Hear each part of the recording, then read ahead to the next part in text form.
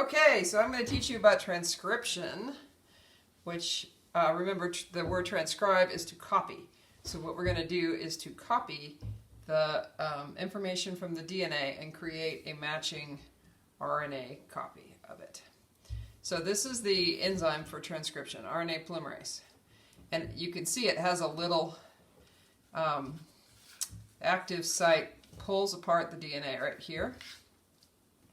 And then the other active site of the enzyme is here, where it's going to match the corresponding nucleotide of RNA. So because this is C, it's going to match with G, and then it'll scoot a little bit further in, and then this T is going to match up with an A, and then it scoots a little further in, and then the C will match up with a G, and the G will match up with a C, and so forth. And notice there's a little place where the new RNA molecule can kind of come out of the enzyme. So now we're going to get up to the A. Hang on. A matches with U. Remember, there's no T's in RNA. And then the T's are going to match up with A's.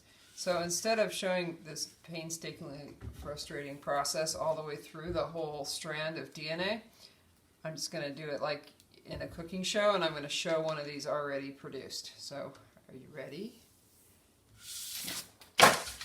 Whoa, look, it's made. So this is the RNA. This would be the messenger RNA that was produced in the nucleus by transcription. Now, ordinarily in the nucleus, you would do RNA processing, which means you take out parts of this, which are called introns, and then you're going to add a cap and a tail to the two ends of the RNA before it comes out into the nucleus. So transcription happens before translation. So you transcribe it in the nucleus, and then it would get processed, and then it would come out into the cytoplasm. So let's imagine this is the final RNA transcript, and it's going to come to the ribosome. Okay, so here's the ribosome, and this is where the RNA fits. So there's two parts of the ribosome. There's the small subunit and the large subunit of the ribosome.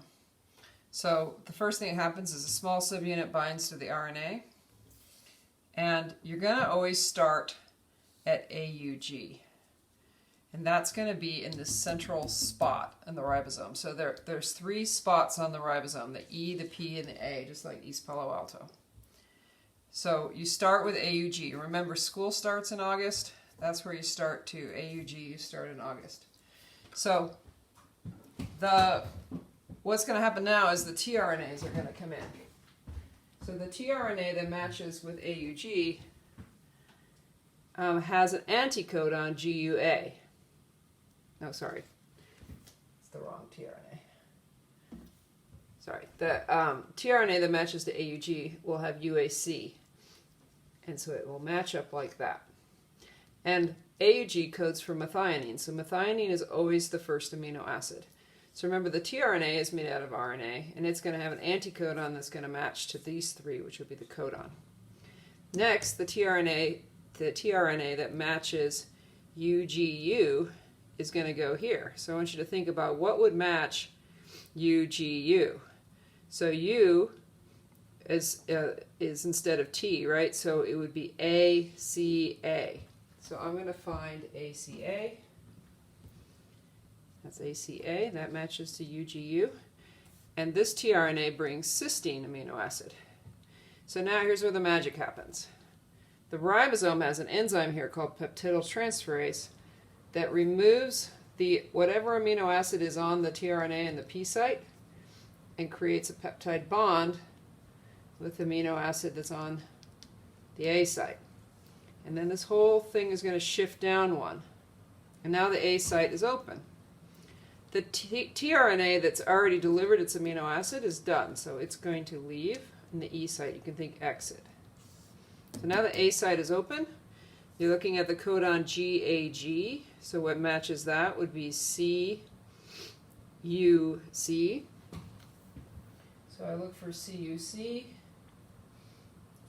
That's here.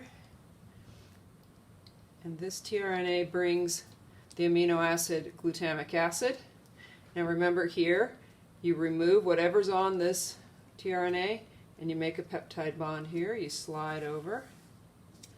You can see that the polypeptide is going to come out this little pore called an exit channel on the ribosome. Now remember, this tRNA is done, it exits, and a new tRNA is going to come in here.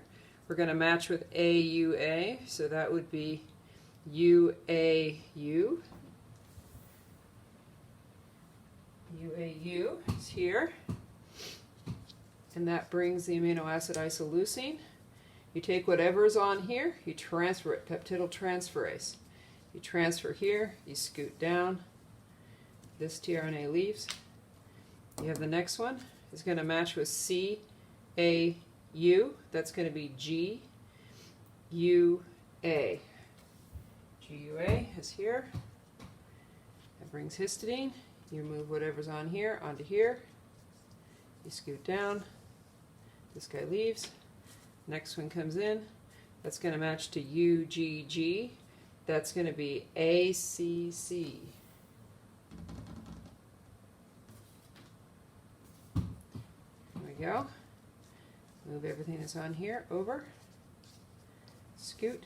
I know you know what's next. This guy exits. We're almost to the end. We have CCA, that's going to be GGU. Okay, I want you to be thinking about what happens next. So, scoot, leave, next. So you can see that the RNA is being read 3 at a time, and each one of these 3 is a codon. And each codon codes for one amino acid because the tRNA matches the codon. So this is AGA.